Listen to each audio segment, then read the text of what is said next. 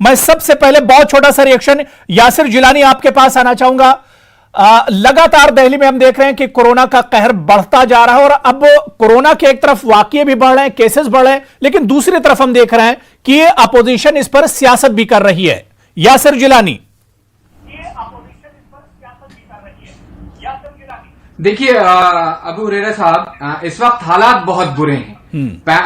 कहर वाकई दिल्ली के जनमानस इस वक्त बेहद डरे हुए हैं। आप यकीन माने कि आज 8 महीने के बाद भी, इस 8 महीने के महामारी के बाद भी दिल्ली की सरकार सचेत नहीं हो पाई।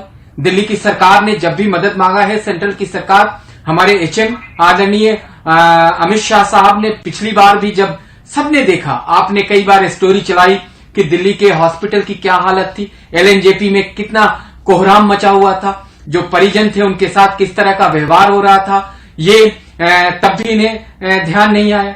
8 महीने से दिल्ली के जो लीडर हैं, दिल्ली के जो लीडर ऑफ अपोजिशन हैं और मौजूदा प्रदेश अध्यक्ष आदेश गुप्ता जी सर्वदलीय बैठक की डिमांड कर रहे थे।